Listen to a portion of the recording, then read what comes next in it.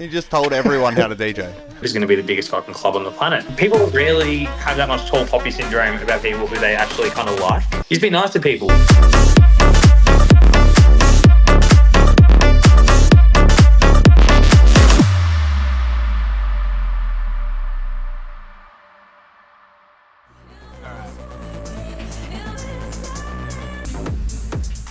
What is going on, people? We are starting. Yeah, you're. It's been a minute. Sorry, boys. That was quick. No, the fucking intro. No. The timer on the intro screen is broken. What a fucking time to work that out. Wow. So, ladies and gentlemen, 30 seconds. welcome to the pod. Catching us all off guard here, brother. Oh Caught my me off guard. god. I just went to click it a second. I just went to click start timer and it said, your timer is not connected. I haven't touched it. Oh, 30 seconds. right. All right. Well, ladies and gentlemen, welcome to the pod. Want to thank everyone for being here. It's usually we do a 5-minute intro, but you guys get straight into it today. For those who haven't seen all our socials and for those who didn't know, ladies and gentlemen, Eric Sidey is with us today. Let's go. Hello, fellas. Hello, everybody. We've been wanting to get you on for a minute. Kieran mentioned it to us a couple of weeks ago, and it was something that we changed our plans to get you on as quick as we could. It's been, I mean, I haven't seen you personally in probably fucking 5 years. I don't know about the others either, but it's been a minute since you've been around the circuit and doing the music stuff. So it's good to have you back. Yeah, no, thank you. It's interesting. It's probably I wouldn't say I've been out of the circuit per se. Maybe just on a different circuit, maybe playing kind of different music, different venues. Kind of pivoted once a lot of the Melbourne stuff kind of, I don't know, fizzled out is the right sort of terminology, because it's very much sort of live and well in a lot of pockets. A lot of people are doing a lot of great stuff, but I think once I kind of felt like I wanted to sort of move into a bit of a different direction creatively, started sort of transitioning out to other venues. So it is, it's funny. It's one of those, like, I'll often see people, if I'm at like a event like a Pilot's Lounge or like one of the sort of reunions, they're coming up pretty popular now since Orchestrated made Minimal cool again. Mm-hmm. And people will be like, oh man, like, are you still playing? Like, I don't see you play anymore. I was like, oh, because I'll play at like Pawn & Co. or Yep. all these other sorts of like funny little venues playing. So that's one thing I did want to dive into was so let's usually with every artist and every guest we've had on, we usually start with like the same sort of progression and move into it. Now I do want to dive into the fact that you pivoted away from the Melbourne scene. Before that, let's just start with, for the people in chat who don't know you, who are you? When did you get into it? The decent run that you had. I mean, for those who don't know.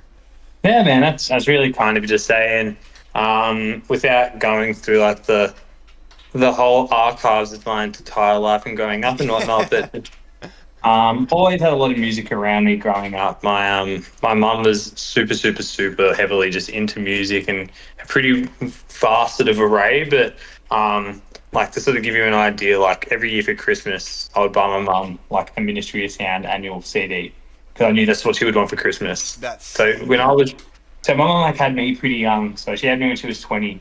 So she, even though I was obviously like an important part of her life and me growing up and everything was, she would still be like going out with friends and stuff at times, and I knew that was like the music she was into. So yeah, every year I'd get a Ministry of Sound annual.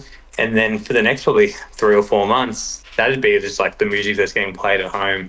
So I always had a lot of like dance music in the house. Yeah. And then pretty much like taught myself how to play instruments as I was sort of growing up.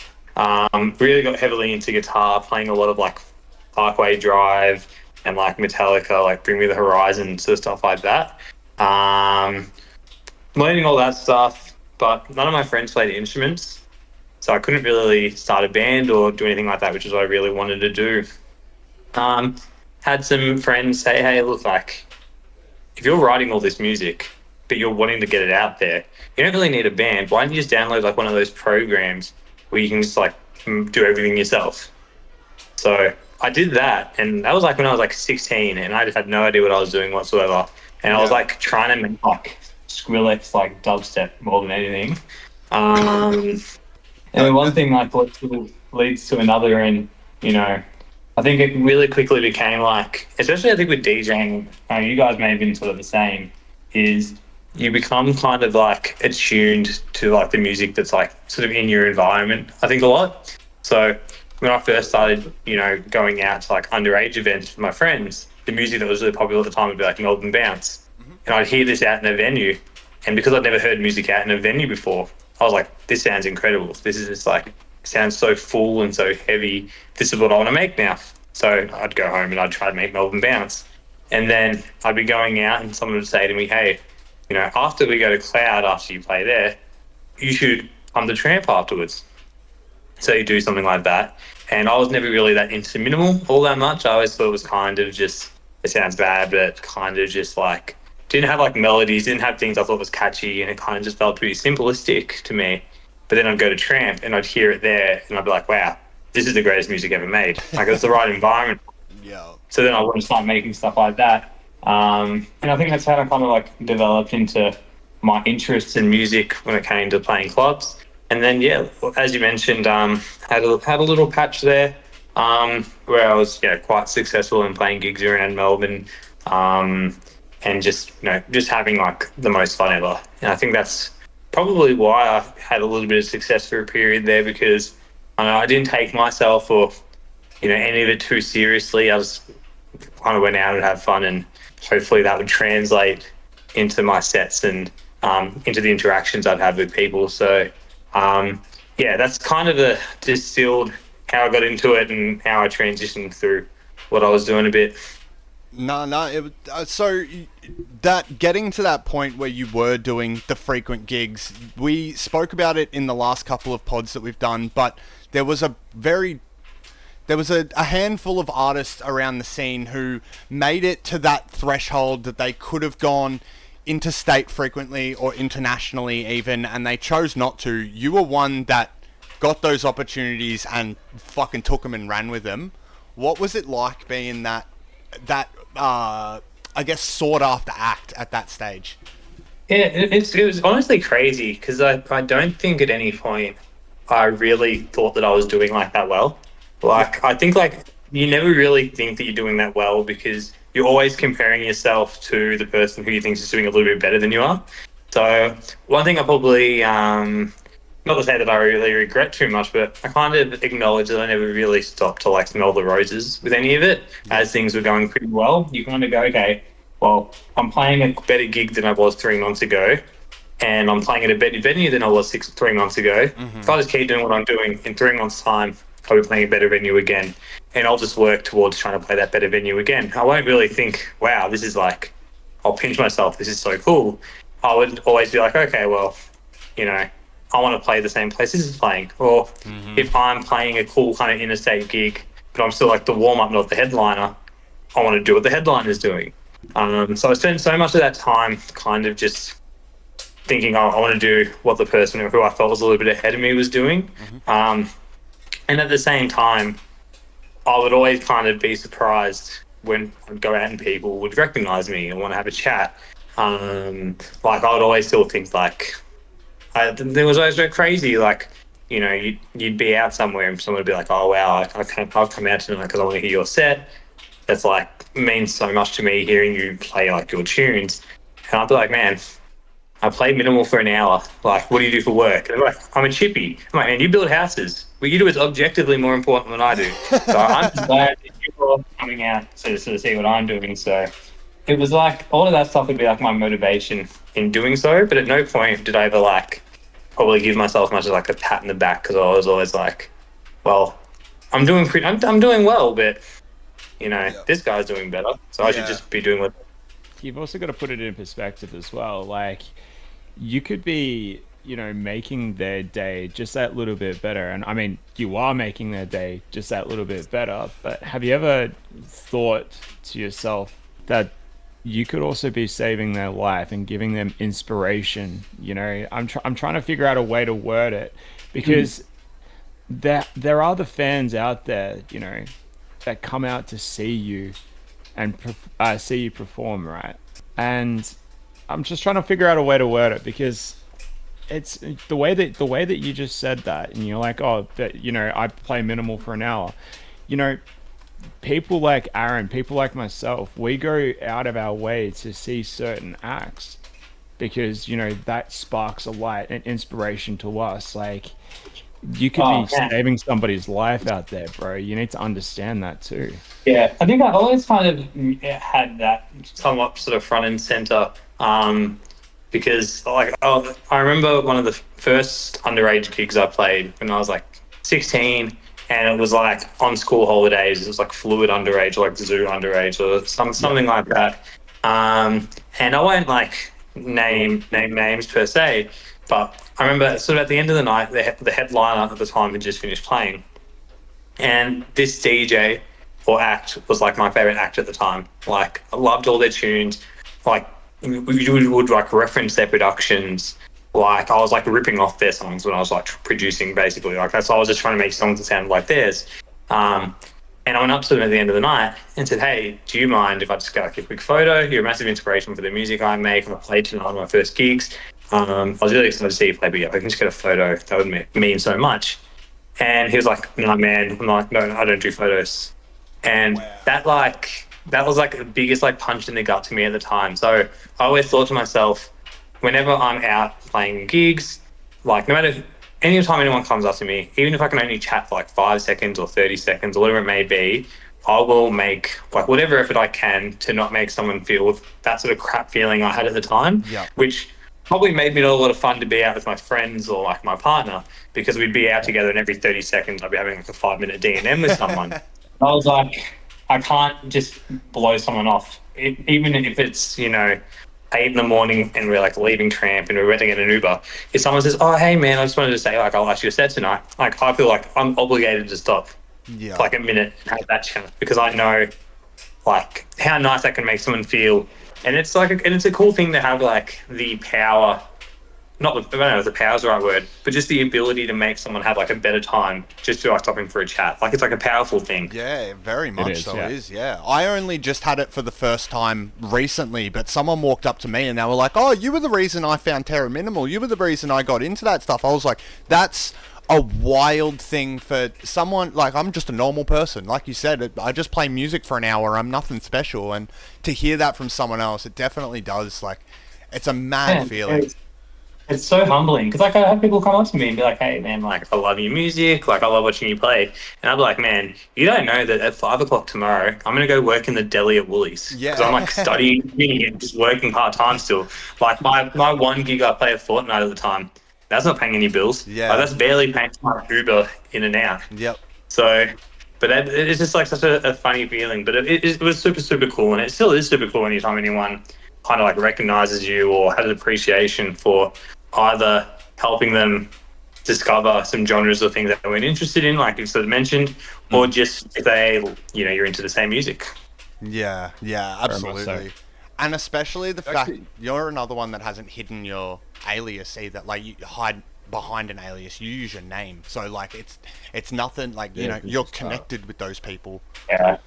That sounds cool. I just couldn't think of anything. Like, I just could not think of like anything that was cool or that wasn't like really cringy. So I was like, I'm just gonna use my name. Fair. Well, you mentioned fluid underage. Yeah, and Is that where it all started? Like as a DJ, or did you do house parties before that? How did you actually start as a DJ? As a DJ, I saved up. So I was like 15ish, 16ish, and I'd saved up money for like my part-time job, because I basically got a job as soon as I could, and I'd saved up as much as I could, and then yeah, we would have been around at 16, and I would have had about like probably $2,000 saved up, and $2,000 like 10 years ago can probably buy you like a pretty shitty but still viable like first car. Yeah. So I could have basically just bought a car out of my learners, and I think my mum was probably expecting me to do that, and saying like, "Oh, you've saved up, you can probably buy a car." And I said to her, "I want to buy these like CDJ 400s off Gumtree." And she was like, are you sure that's what you want to put all your money that you saved into? And I was like, 100%. And, you know, my mum being just the massive supporter that she always sort of was of anything I ever really wanted to do, particularly creatively, she was like, okay, well, I'll question you once and make sure that's what you want to do. But if you say it more than once that that's what you're locked in on, then that's what you're locked in on. That's so cool. from the moment I said it, like, yeah, that's actually what I want to do, she was like, cool. Where am I driving you to? Where do we pick them up from? That's sick. And that was cool. So I bought some decks, didn't know what the fuck to do with them. Basically, would just like play a song on one and then try and like transition it into the other. Didn't really know anything about beat matching or anything like that. So I'd play a couple of really bad house parties. But fortunately, like me, all my friends were also like 15, 16 and just had no ear for like mixing or transitions. So at that point, it was just like song selection. Yeah. So as long as I'm playing cool songs, that's all they really cared about. Yeah. And then I really kind of learned to DJ. My first ever underage gig I played was Zoo Underage, and I played a versus set with a guy called Lockie Maloney.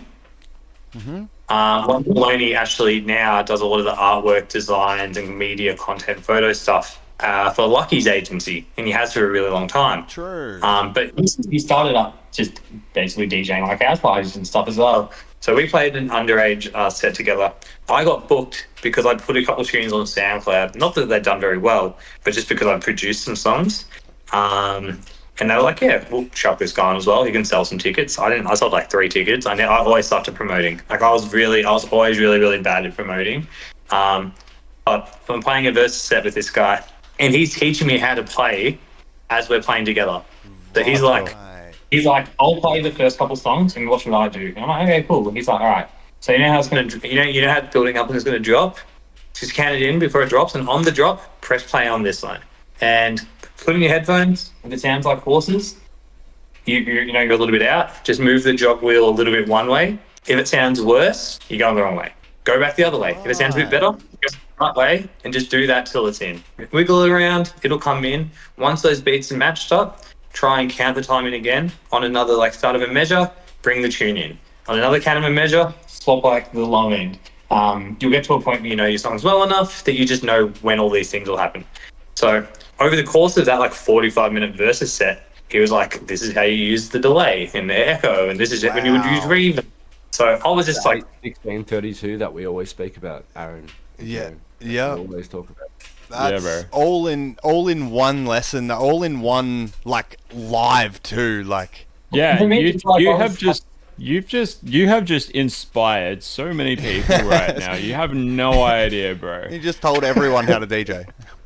Well, it's once you kind of get those couple little techniques down pat, at that point I could just go home and just do that for 8 hours straight and work it out. So cool. Yeah. And then really, once I turned 18 and I started playing club gigs regularly, I didn't need the decks anymore. So I sold the decks because I was playing clubs. I kind of was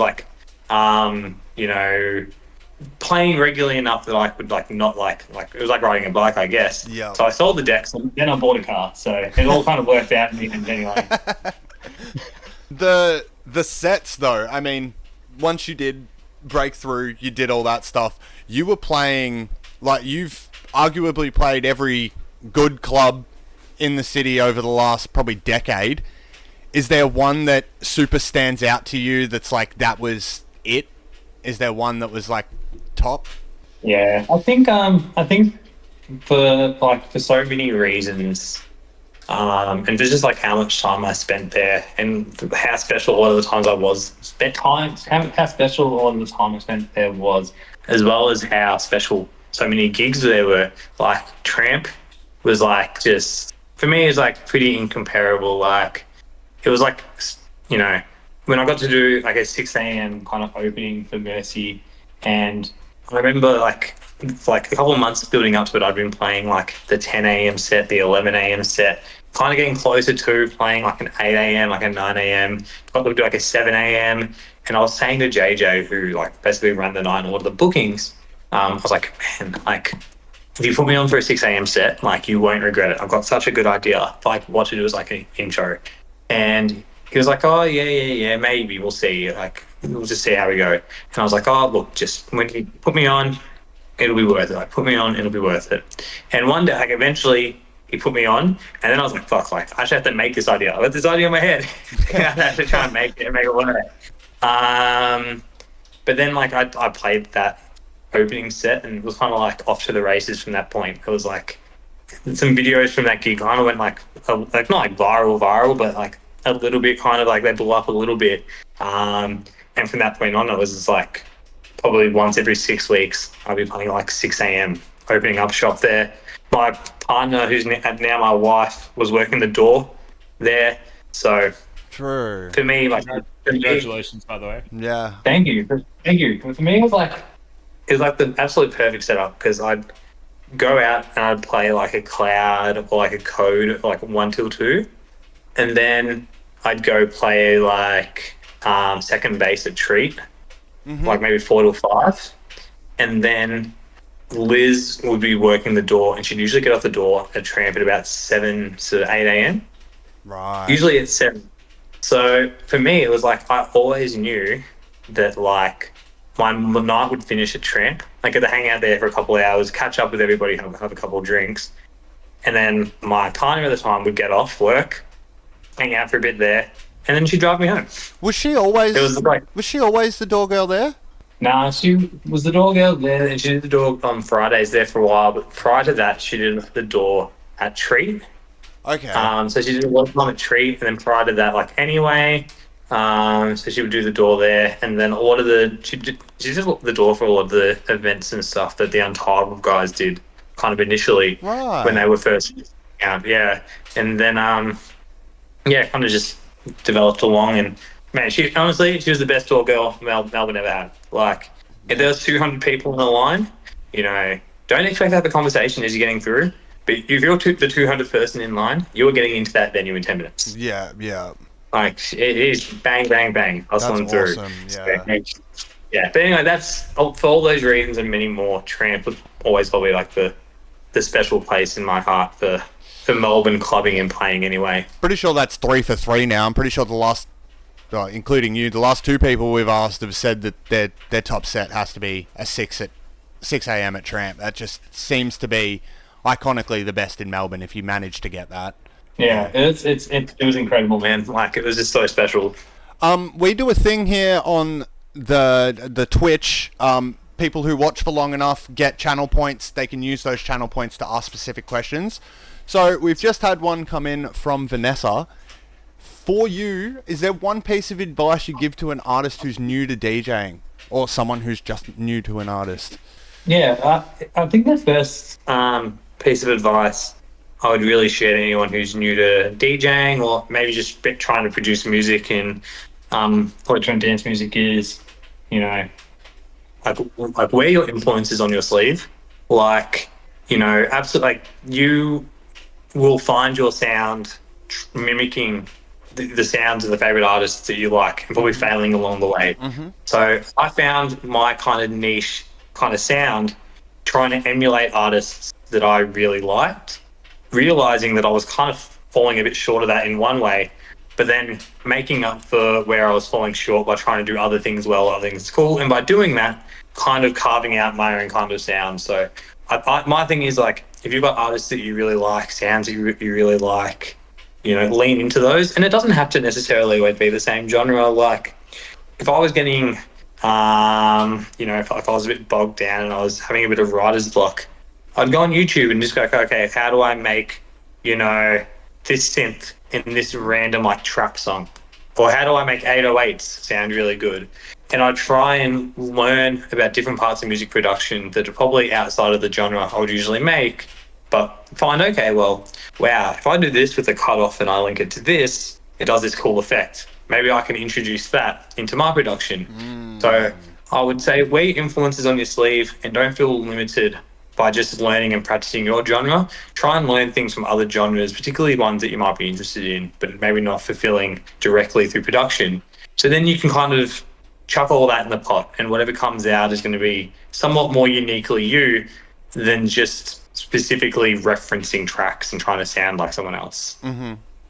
Speaking of references, what was some of your influences when you were making music? Yeah, so I think they moved around quite a bit. I think a lot of my biggest influences music wise, and even if it's not necessarily specifically in like say dance music or definitely in production, it could be in like sound selection, arrangement, things like that. Exactly. So like I mentioned Parkway Drive before, like they were always like Parkway Drive, Metallica, artists like that that were really kind of guitar heavy, but also very they had moments of like massive heaviness, but also had moments of like really lush sounding instrumentation that was a kind of really kind of pretty nearly orchestral sounding. I really always liked like the dynamics between those things. So I tried to kind of implement songs where you could play with that dynamics where there might be something soft and kind of pretty sounding, but then something that's hard and heavy sounding as well, and how those things kind of interact. How yours and Fabrication song came along? Yeah, well, the fabrication one was like such an interesting one. Like, I remember going to his house and he basically like had this tune, probably like three quarters done. Like, it's a collaboration, but like in all honesty, like that guy, he was a weapon. Like, he did like so much of the, he did so much of the, like real groundwork to that track. But I think what I nearly came in and did was like, if like someone's like an author and they're writing a story, but they send it to an editor, and the editor cuts out all the stuff that you probably just don't really need to have. That's kind of just getting in the way of the main parts coming out. I kind of went over to his house and was like, okay, well, this is sick, but there's heaps happening.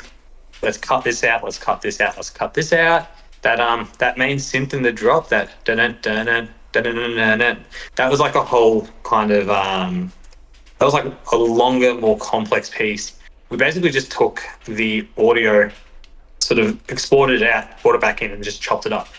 So it was just like he was like incredibly talented, incredibly proficient, knew all this stuff, and I think I just came in with a bit of an ear for where to maybe pull away a little bit more. So that track wouldn't exist without him just being an incredible producer to begin with. But it also would be a lot different if I didn't go in and just be like, hey, look, let's just chop half this out, because we're making a fucking Melbourne minimal sort of banger at the end of the day. We don't need it to be like have all this stuff in there.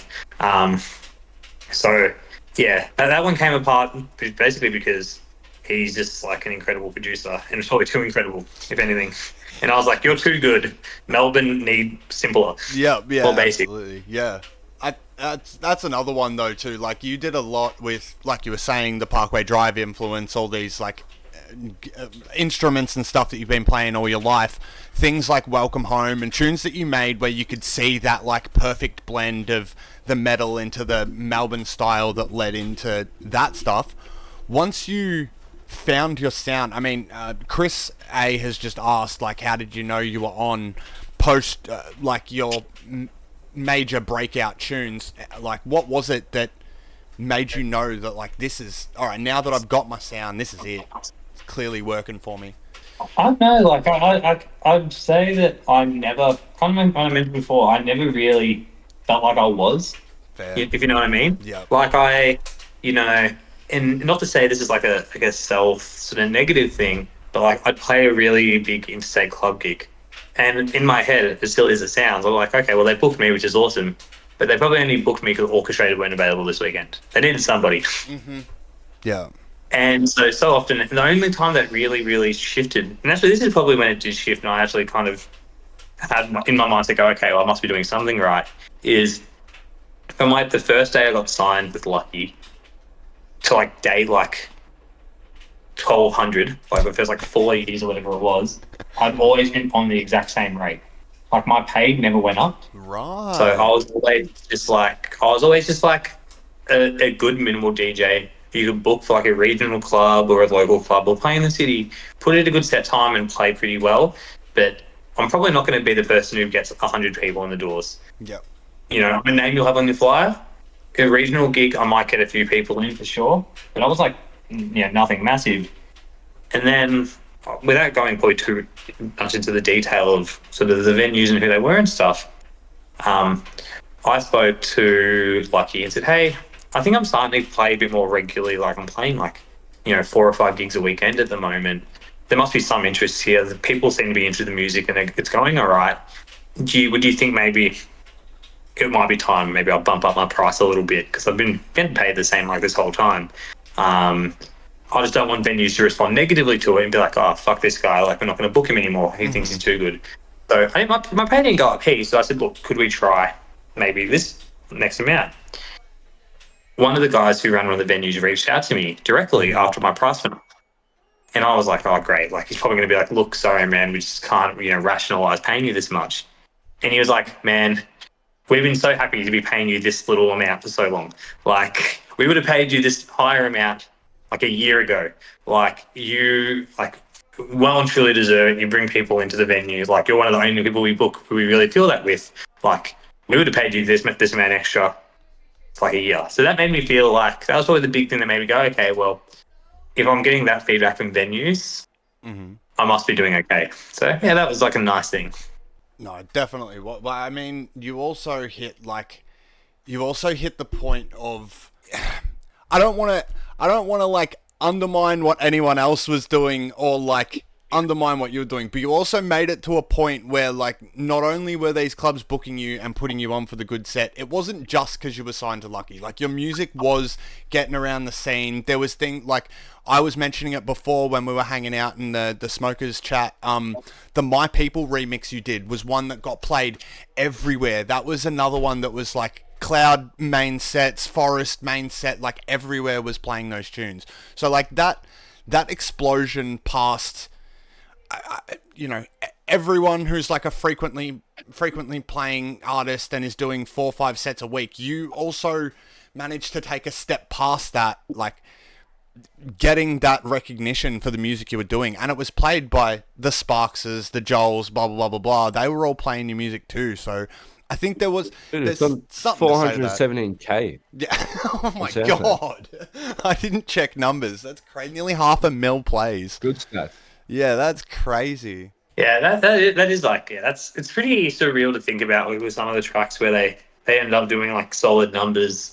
Super sort of surreal thinking about that. Particularly a lot of those songs where I made them when I still was like just a really shit producer. Like my production skills for so long were just like so trash. Like, until like only really a few years ago, I was just like making tunes on FL, and I didn't even realize at the time there was a little limiter on that would just basically like just have everything sort of boost up to that level. I was just like all those tunes I just made with that limiter on. So people were like, "How did you master the tune?" I was like, "I don't know, it's kind of already mastered. Like, it's just loud. Like, what do you mean?" Back in the day. That's what was good about the music. We didn't do shit. Yeah. And it's funny, like, a lot of those old Melbourne tunes, it's nearly the low fineness of them and the imperfections of them which actually give them so much more character. Like, there are songs that, little moments that are like a little bit out of key, which like always made me kind of cringe. But it added to the aesthetic of the music. Like, a lot of those sounds where, if, you're not going to hear them necessarily on the main stage at like Tomorrowland. Yeah. But they're not built for that. They're built for like a basement in Melbourne. And in a basement in Melbourne, like, that sounds a million times better than some like David Guetta track, which, whilst it may be produced by 18 people and mastered by 10 others, would just sound like garbage on this system comparatively, because it would be like too clean and too nice.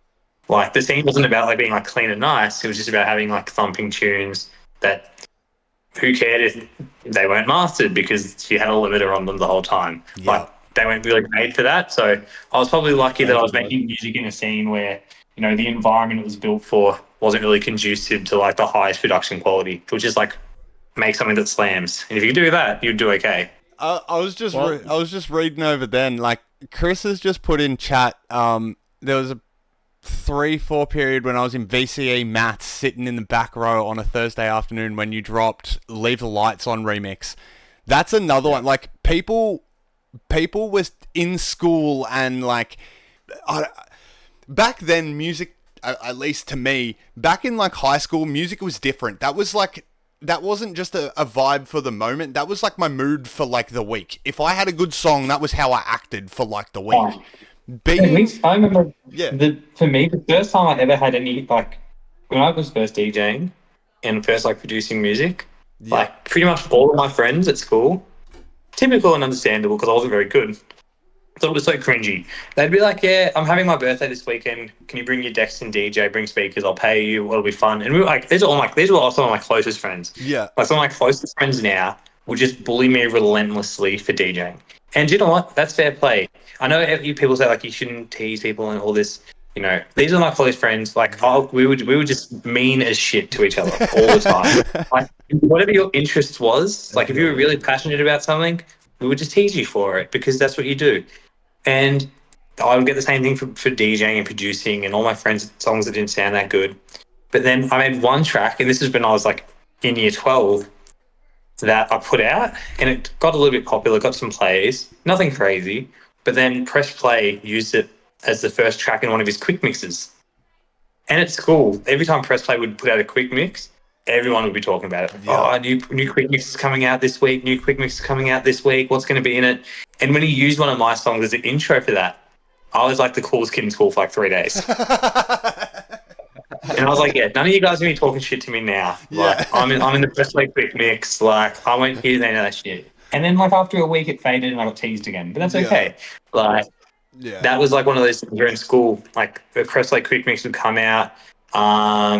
You know, people will be sharing like things that are like, oh, hey, have you heard this leak of this Uber Jack track? Or have you heard this mix? I think this song's from like Lefty. It's so sick. It has like his sound. Or hey, Jungle Jim just put out a mix. It's got heaps of cool tracks. Like, and you'd listen to it and you'd try and like go, okay, well, what's this remix of this song is on SoundCloud? And then you'd message, say like a Jungle Jim or like one of these guys, and 9 times out of 10, they'd be like, oh yeah, it's this unreleased track. Yep. Here's like a media file link for it. Yep. So it was a really cool time in that really early time. And then like Leave the Lights On came out, and that was that first one that kind of like, again, horribly produced, like super muddy, like really, really shit in so many ways. But for as bad as so many things that are production wise and quality wise, like if I hear someone play it, even like they're taking the piss, because none of my friends ever played that song without taking the piss out of me. That's the only reason they play it. But I still kind of smile a little bit because I'm like, oh, it's kind of cool. Like, Yeah. Vanessa's just hit another one that perfectly leads on to what you're talking. Like, although, like you said, they were all your friends making fun of you and stuff. Now that you've mentioned the fact that people were making fun of you for music, the tall poppy syndrome in Melbourne is iconically very, very well documented. Everyone has had some run-in of someone who has that. How has it been trying to cope with it at, you know, the top of the top? man, I never had any issue with any of that stuff whatsoever. Really? Like, never had the tiniest thing. Honestly, like, because when I was out, there was like, I wasn't like a tall poppy. Like, I didn't think I was doing anything that crazy. I was, you know, I'd be at the bar having a drink with all the same people. So, like, if you're having a drink with someone and they're like, "Hey, let's have an apple bomb. Let's have a drink. Well, how's your week going? Like, who do you go for in the football? What have you been up to? Like, oh, you Yeah. play basketball at this local club. That's sick. That's near where I live." Like, if you're having those conversations, no one's gonna walk away from that and be like, "Yeah, man, fuck that guy. He shouldn't be playing these gigs." Just be nice to people. Yo. Like, people rarely have that much tall poppy syndrome about people who they actually kind of like. And Yeah. I'd like to think, for the most part, I didn't have too many people who would have thought I was like a prick or anything like that, or didn't treat people particularly well. So I think that would have been something that probably helped. And do you know what? If anyone had that tall poppy syndrome thought process about me, then look, I appreciate that you thought I was a tall poppy. Like, it means a lot to me. Thank you. No, I think you were... I've been around the scene going on 11 years now, and like, iconically, you're one of the nicer ones, you know what I mean? I've never known of you having a run-in of any of those forms, so it's just, as a question from the chat, for the ones that don't know you, it's kind of cool to see that, like, you did make it past the point of getting into any of those troubles. You were one of the DJs who, sure, hasn't been all fucking sunshines and rainbows, but you weren't heavily affected by the drink and stuff like that. You weren't heavily affected throughout any, like, bad things in your career. Yeah, I think it's so funny. Like, one of the things that probably helps the most in that is, and I kind of mentioned it a little bit earlier, is like at the same time as I was playing gigs, I was at uni for a lot of the time. Yep. And whilst I'm at uni for a lot of that time, I would work every Sunday afternoon at Woolies at 5 p.m. Yep. So if I got to rock up at Woolies at 5 p.m. to like shave meat and like take hot chickens out the oven, I Yep. can't be coming home from like Revolver at 3 p.m. Yeah. Like, simply fine. Like, like logistically, Yeah. I could just never go that hard. Like, Yeah. I could have a big night and get home at 10 a.m., sleep for a few hours, go to work, and that would be okay. But I feel like when a lot of people are like, all right, we're leaving now to go kick on, I'll be like, yeah, I'm leaving now because I've got to go to work. So it kind of helped me like really fall into any of those traps. And I think I'd never like, I could drink with the next person. Like, Yeah. I've had some legendary interstate gigs with like Jesse James, Yeah. and like that man would outdrink fish. Like, he is just like on another level. But I think I just generally knew when to sort of tap out and be like, yeah, I'm probably all good, or just try and be somewhat responsible and like drink water every once in a while as well. But yeah, I think it was you do see there's obviously a lot of artists who probably fell into other certain traps and probably didn't quite make it out of the other side of the scene in such a good headspace and health wise. Yeah. Which is something we've gone over and we keep touching on the podcast because I think it's me personally, I think it's a really important part. I think a lot of people see the TikTok, the Instagram videos of Restricted playing in front of 1,000 people and blah, blah, blah, blah, blah. They don't know that every second person is trying to offer them bags and trying to give them a drink and trying to spike them with this and it can, if you're not careful, if you're not in a good headspace, you don't have a good team around you, it's very easy to take a free bottle as payment or to take a couple of bags or to just send it every weekend, every day. Like, it's very possible to do. And a lot of artists have like battled with that. We've had like when we had Juro on the pod and talking about how he's gone sober and stuff now because it just gripped him. It's definitely a possibility. Yeah, 100%. And like for a pretty long time, even without like drinking crazy, like it was hard to imagine like just driving to a gig and just DJing. Like I would just post on Facebook like, "Is anyone driving? Is anyone doing a list of cash?" And I would always be having a few drinks while I was playing. Nowadays I play like I'd say it's like the rare occasion when I go out and like drink while I'm playing. Like, I'm driving to like most of my gigs. Yeah. And for the most part, like having just as much fun. Like definitely feel like way healthier. Like way healthier. But yeah, it's I think that a lot of people when they DJ and they probably get to like a certain age, even like a Giro, for example, even if it's not like sobriety, like rein it in. Because it's also like when I was playing a lot of these gigs when I was like 23, 24, like the night was like, all right, I'm out with my friends already. Yeah. Like we may have had like a footy function or someone's birthday or we're just out at a pub. So at that point we're already drinking from like 6, 7 p.m. Yeah. And then it'll get to like 10 p.m. and I'll be like, hey guys, I'm going to leave soon because I've got a gig at like 11:30. Who wants to come? This person's driving me. So me and like 3 friends will jump into a car with like another guy who's being like the Deso driver who's going to drive me to my 2 or 3 gigs. And then I'm out with my mates. So I'm like, I'll play a gig at a club. Like, and I unfortunately generally get really well looked after from venues, and my mates would always get pretty well looked after as well. So like we'd drink, and then you go to another club and you drink together, and then you'd be at Tramp and you'd have a few drinks there. Then we'd all go home like 6 a.m. And yeah, maybe I've just been drinking for like the past 12 hours, but I've been out with my friends this whole time. Now when I'm playing a club gig, like my close friends. Like I don't have like a lot of like I'm not saying like, I've got a lot of people I socialise with when I go out, but most of my close friends aren't like club people. Yeah. Like my good friends are like most of my good friends like have kids or they're having kids or they're like sitting on the couch with their partner on a Saturday night, and for the most part like so am I. Yeah. Like now when I'm playing at Porn & Co at 12, I'm watching a movie on the couch till 11. Yeah. And then I'm driving in. Yeah. Like, it's just like the dynamic has shifted so much. So it's like, unless I'm already at like a birthday or like a wedding or something like that, where I'm already having a few drinks and then DJing after that, Yeah. like I'm not getting like sloshed at home watching like The Notebook Yeah, no before more leaving. prees. Yeah, there's definitely no more prees with the boys at some random apartment smashing bottles until you go. Like, yeah, that was cool when we were 19. Look, honestly, that sounds pretty great now, but I'm too old for that shit. Absolutely. That links up to another question that Vanessa's actually asked. She said, besides clubs, do you also play at other events like weddings, christenings, and other functions? Man, I like despise playing weddings. Like I would do it because like everybody, there is a requirement in my life to have money to live. Yeah. So at times I will accept the odd wedding gig, especially if it's like a friend or through a friend, just because the weddings pay well. And ultimately, if it's a friend, like a friend of a friend, I feel semi obligated to do it. Yeah. Cool. But I hate them so much. Like I do not. When I didn't become a DJ, so I could like I can plug in speakers and set up lighting rigs and do any of that stuff.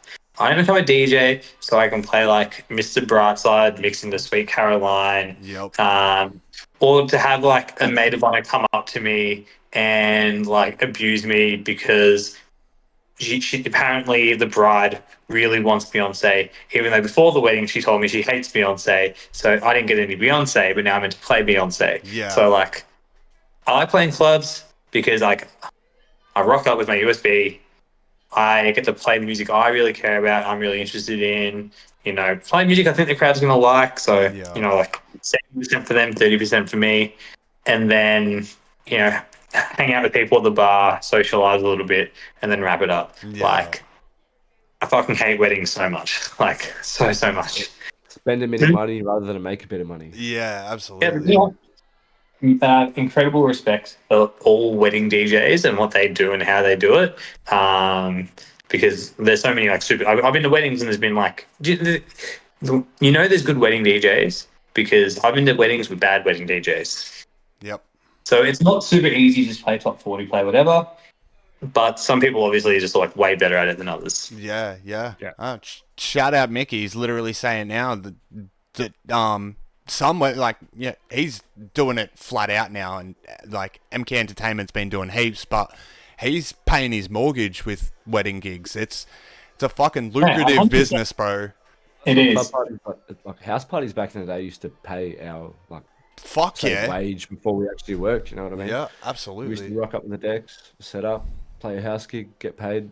And the thing is, house parties I always thought were a lot more fun because for me, a house gig was like, I would treat a house gig like, and you know what? I'm like, one thing I'm passionate about is like, I am really passionate about like how I feel a club night should work, how I feel set time should work, how I feel the music and the intensity of the music should build up over time and then sort of ease back in over time.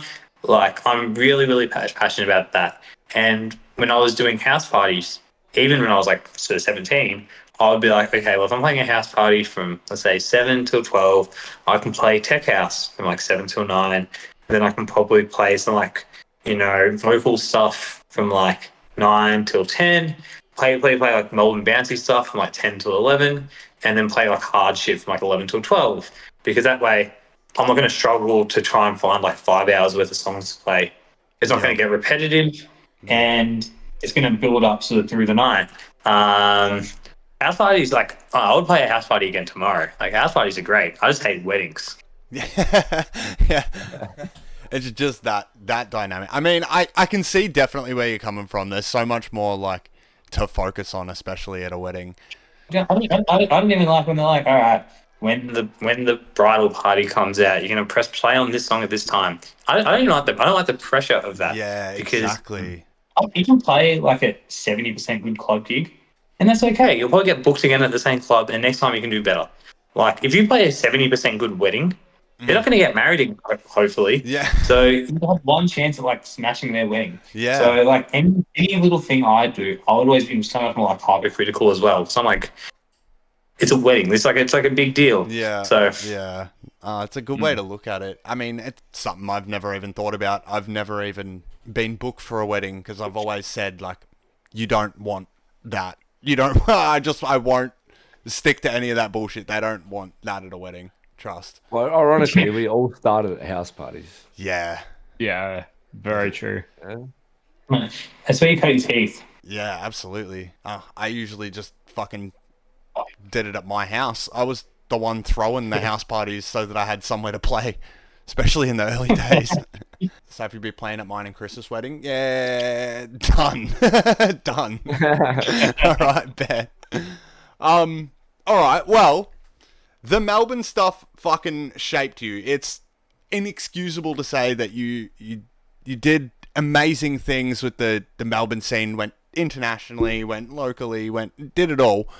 Then I think it was like 21, you pivoted to Sidey and dropped the Eric off your name. What was the whole idea behind that? Yeah, so it was probably a little bit later. It was because 21 was probably still just coming in and out of COVID. Out of COVID? And that's when you started the house and stuff, no? No, so in and out of COVID was nearly, funnily enough, the time that a lot of my Melbourne minimal gigs actually was sort of peaking.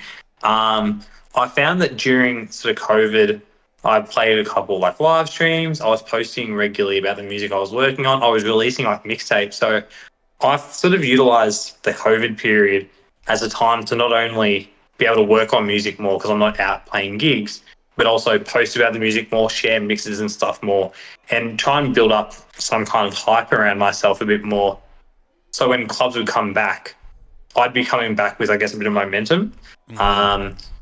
And at that point in time was also like one of the biggest things that shifted things in me is like when I started like wearing party shirts to my gigs and like I had the mustache. So like every Melbourne minimal DJ was wearing like all black. And then I just went and did the absolute opposite thing. I'd wear like colourful patterned shirts and I wouldn't look like real serious when I'm playing. I would be like having a really fun time and trying to get people up having a sort of fun time as well. So in and out of COVID, I spent a lot of time focusing on, well, what does that image look like?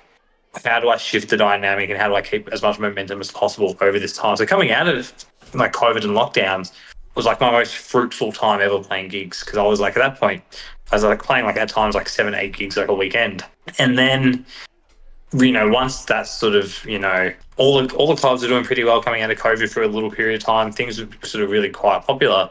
But pretty quickly, you know, a lot of the 18-year-olds who hadn't really gone out during COVID had started going out, sort of dropped off.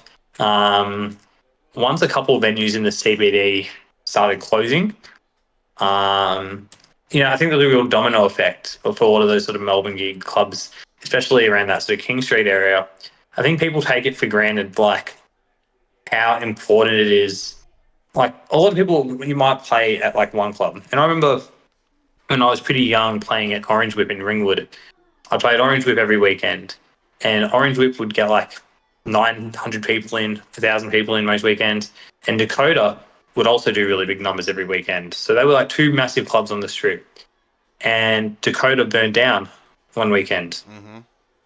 And a lot of people who were playing regularly at Orange Whip were like, Orange Whip is going to be the biggest fucking club on the planet for the next sort of month because our big competition is gone. Mm-hmm. And they were. Like, Orange Whip was massive for a little while, but you need more places to go out. You need more options. Mm-hmm. Like, you know, there's like a saying, it's like high tides carry like many ships or some shit like that, where it's like, you know, the more people that are out in venues, the better it is for all the venues. The more venues you have open in a space, the more places and options people have to go to. Mm-hmm. So I remember when Tramp started to struggle and their numbers started to reduce and people started to go, okay, well, fuck, like, why is this happening? Well, you go, okay, well, people used to finish at Levels, Code, Treat, the stuff that was having a la-di-da, Cloud. You had like 6 or 7 venues around Tramp, pretty much in walking distance from Tramp, that you might go there afterwards. But that would be sort of equal for all of them, because some people might say, okay, I'm going to go to Rats until 2, but at 2 o'clock I'm going to go to Cloud. and then from 2 till 4 I'll be at Cloud, but then I'm going to go to Levels, and then I'm going to go to Tramp. Like, you sort of club bounce, and because people would go to all these clubs and all these different venues, they would all start to do pretty well. Once some of these venues would start to close, someone might go to one venue for a couple hours, but instead of wanting to be there somewhere for a couple hours somewhere else and somewhere else, they'd probably leave. And I think the other thing that started to impact that was you started to shift away from headliners playing at like 3 a.m., 4 a.m. Now you're having a lot of your headliners play at sort of 1 or 2 a.m. And a lot of the people that you're booking at 11 p.m. and midnight are just going super hard anyway. So someone might go out at 11:30, and by 1:30 in the night, they've heard all the songs they wanted to hear. Even if they haven't seen the DJs they went out to hear, they're kind of like all out of steam because they've just... And then all they know, they're probably going to hear all the same songs for the next couple of hours again. So they might go, okay, well, maybe go to another venue, or maybe we just get an Uber home, save the money. So I think people started like not going out as late, not sort of club hopping, and then venues closed. And once a lot of that started to happen, and I started to sort of see the writing on the wall for a lot of the venues I was playing, I thought, okay, well, I'm really passionate about house music. When I first started DJing, I wasn't playing Melbourne Bounce or Minimal, not by choice. It's just I wasn't playing those late gigs. I wasn't like good enough or popular enough to play late gigs. I'd be playing the early sets, and I was playing house and tech house, which I really enjoyed doing. So I was like, I'm just going to lean into this other genre, which I haven't been able to do much of as of yet. And as I can see things sort of fading away in that sound, lean more heavily, I guess, into this other sound that I was passionate about too. Yeah, and you really, it wasn't, I guess, as big, like, numbers-wise, it wasn't as big as the minimal stuff you'd done, because you'd only done it for half the time, but the general, like, online consensus, the way your sets were being, like, received in the public, that took off. People saw you doing the house stuff and just fucking took to that. You clearly Thanks, man. I appreciate that. No, absolutely. Thank you. It was like, yeah, absolutely. Like the volume of like listens and plays and stuff like that sort of pale in comparison. But I think for a lot of stuff on SoundCloud now, like, we're just not in that golden era of SoundCloud where people are on there all the time. Like, I think a lot of these like reposted download kind of platforms kind of killed SoundCloud in so many ways, because people's SoundCloud now isn't full of music from artists you want to hear. Absolutely. Or reposts. It's sort of flooded with all this other shit. So I could go off on a tangent forever, but I appreciate it. I think the landscape is so different, and to be able to release music under a slightly different name with a slightly different style and get any kind of feedback whatsoever for people to enjoy it is very heartwarming for me. So yeah, no, it definitely was. I mean, and you were able to push through, like you said, through the COVID stuff. You were able to push through that and come out on top. You weren't doing anything sort of extra, were you? You weren't streaming Facebook, you weren't streaming Instagram, you were just focusing on music at that stage? pretty much. Like, there'd be the odd like live stream where like that sound would like organize like a live stream. There was some things like that which I thought were they were doing to try and keep people online and listening and engaged in the music. So I'd do the odd live stream like that, or I'd like borrow decks off a mate and I'd record like a live stream for my kitchen, and just putting out mixtapes and working on music and stuff like that. So, and I wanted to be able to have like a good library of new music, so when I could go out and play sets again, people would be like, I've just heard 15 songs in a row that I'd never heard before. Yep. And they might be somewhat familiar because they're remixes of other Melbourne tracks or mashups or edits of this stuff. But I wanted to really go out and be like, man, I haven't been sitting on the couch binge watching Breaking Bad this whole time. I've been like, I wanted to put in some work. It was pretty evident that you were putting in that time to the right things in music, and it's clearly gone extremely well for you, dude. Is there an avenue to go back into the Melbourne stuff? Is now that I mean, you said it at the start of the pod, but there definitely is it seemed to only dwindle away for a bit. What we thought was dead forever is clearly coming back. Is there still some minimal Sidey left in you, or are you focusing on the house stuff now? Yeah, I think I'm always going to be really passionate about that music and have a lot of love for it. Like even now, like if you come to like one of my sets of Porn and Co, if I'm playing like 3 to 4 a.m, like you're going to hear a lot of old school Melbourne songs still in that set. Like you're going to hear like Faces of Meth, you're going to hear La Bunda, you're going to hear a lot of these old tracks. So I still like the drill. Like you're going to hear these tracks when I'm playing out now still anyway. So I'm still playing like Skyhook, like Phil Kieran. I got it edited that, which I play like 99% of my sets. And I've been playing that in 99% of my sets since I was playing like Tramp. Yeah. So a lot of these songs still cross over. But when it comes to the more minimal kind of stuff, like whenever there's an event and they're putting on like an old school lineup or they're doing like a Dirty Days, whenever I get the message to say like, hey, you keen? Like I'm always keen straight away because like I love playing that stuff. Now, producing and releasing this music, I'm not too sure. And I'm not sure because it's not like I don't like the music. Like I'll probably still like make edits and stuff when I'm playing these sets, so I got something fun and cool and new. It's more so that I transitioned away from that music when I felt like things were sort of not just sort of fading away, but I felt like I'd kind of given as much creativity as I could to a lot of it and wanted to explore some other avenues. And with this music sort of returning and becoming sort of more popular again, I am very conscious that, you know, I think that there's and this word will sound worse than it is, but like a novelty element of it. Yep. Where like Orc at the Bowl is incredible when it happens. Yep. If Orc was at the Bowl every week, it's probably not going to have the same, you know, incredible impact that it did when it did.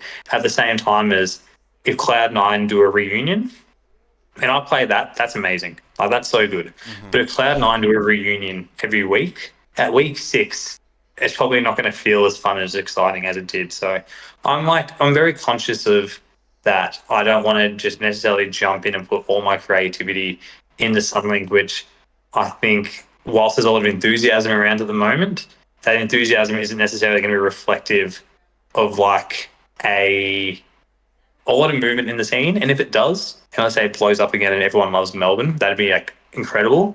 But I still don't know if necessarily I'm just going to like dive straight back into making that music, because then I also kind of acknowledge that it probably just look like a cash grab. Like this guy just jumps from one genre back to the other genre just to do whatever's cool. So It's a midlife crisis. Yeah. yeah, and I think the thing that I like about Melbourne more, and people will say a lot about how the scene is dead and clubs are shut and all this stuff, and it is like it's I don't know if it's dead. It's just different, and Definitely. it's different in some ways, which I think are a lot better than what they used to be. Because for a long time, there was like 6 of the same club in Melbourne that maybe appealed slightly to different groups, like Levels would have minimal, but it'd be like Levels sounding minimal. And then Cloud9 would have minimal, but it would be like Cloud9 sounding minimal. Yep. And you'd have a slightly different group of people who go to Cloud than Levels, slightly different group of people who go to Treat than Code. But more or less, a lot of these venues were somewhat interchangeable. Where now, like you may have sort of less venues, but the venues that are doing really well, like you'll have like your venues like a Turbo, which, you know, plays the harder, faster stuff and, you know, has some specificity around the genres there. But then you'll go and you'll have like your Porn and Co's, your Circuses, your Electrics, then you got your Emersons, and then you got your Glamoramas, then you got like your Sub Club. I think that whilst I'd say there's a lot less people out about in Melbourne at the moment, remembering we're all a little bit older than when we were probably going out in our prime anyway, so we don't really get to have the big opinion on like what's popular with young people anyway anymore. There's what I feel is a lot more diversity in the club scene now than there probably was when we were out and about and probably in it a bit more. And I really like that there's that sort of more diversity now and a bit of a spread in the genres which are popular. I think as well. Spot on. Yeah. Very well said. Man, that's good Absolutely. to hear a different opinion for once, because all of our other guests are they're just riding the train lately with the minimal and stuff lately. Yeah. So yeah, it's good to hear you going in a different direction. We're hitting that 1 hour mark. Yeah. But we've got a few questions in the chat. What's your direction lately, like in the future, in the next couple of weeks? Any gigs, any releases, etc.? Yeah, so I've got a few gigs still coming up over the next few weeks. Got a few coming up with Porn and Co, which is probably like where I play the most regularly, which I really just love playing there. Playing like just different kind of sets depending on the time, but always with a very kind of similar flavor, I guess. Release wise, man, because I like being like I've sold my house and like moving house and stuff at the moment. Like all my studio stuff's been essentially packed away for the last little while. Even when I was selling my house, doing like inspections. So I haven't actually worked on music a whole lot for the last probably 6 to 8 weeks, which is really like the longest I've gone without being able to like really work on a lot of music. So whilst I've got a bit of music that's kind of ready to go to a sense, I'm probably not completely ready to release until I've kind of like had the chance to get them on monitors again, have a listen, maybe tinker with it a little bit, do some I guess artwork and stuff for it, and then get it out. So look, in all honesty, these next few weeks are pretty quiet release wise. It's just logistically more than anything, but I think because I've got a good sort of catalogue of stuff I'm keen to get out, I'd probably say in a month's time, I'm probably going to be going pretty hard on releases, which I'm pretty excited for. Yeah, that's sick. Yeah, it'd be good to have good new to hear. minimal back in the new music back in the scene for sure. New minimal. New minimal, right? Hey, look, maybe be in there. I don't know. Yeah. We'll see. Ooh, Do a let's spin. go. Yeah, do one with fucking these two. Animal House. Man, go. yeah, That'd be probably do some stuff like that. But yeah, Ozzy Yeah, did yeah. say it. We hit our hour. I was saying it to you that it goes pretty quick, and we accidentally end up going over time pretty much every time. But it just proves, as I say every time, that we could talk about this for 10 hours. The music scene, at least when you get 3-4 very passionate people about the music scene who can sit down and spend an hour, we could do this for 10 hours, bro. But All day. I think, yeah, we'll save it for a second episode so that we got more content for the future. That's the best way to do it. But I do want to awesome. thank you for coming on, dude. It's appreciate always it, man. good to have a different opinion, and yeah, I don't think we've had one repeat answer, approach. which is sick, man, and I love that. So it's good to have you on board. Good to see you back in the scene again, pushing it like we know you can for sure. Man, I really appreciate being able to jump on and basically just talk a bit of rabble. Like you said, I can talk about this stuff like all day, all night. Like, and look, if you get a beer into me and put me in the corner of a venue where you can actually hear each other for a minute, like I will talk about this stuff like hours on end. Yep. So it's nice to be able to do it with a bit of a different platform, and really appreciate all the nice things you guys said about me as well. Like it's very, very humbling and sweet. Unfortunately, it's just all facts, bro. Unfortunately, it's just what I've researched and what I looked Yeah, we're up. not being So. kind. Hey, well, good. In any sense, It's a testament to your work, dude, for sure. in any sense, it always feels nice, and Yeah, it's awesome, I bro. appreciate it a lot. So I thank you guys for having me on, and making me feel like a cool guy before I go and try and finish the rest of this flat pack, which is just driving me insane.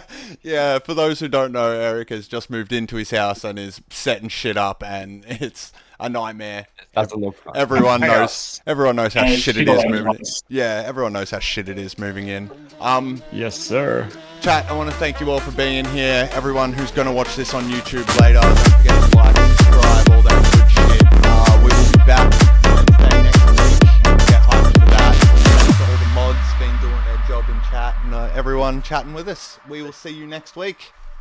Much love, guys. Thank you. you, buddy. Thanks for your Peace. time, brother. See you guys soon. Appreciate it. See you, man. Bye.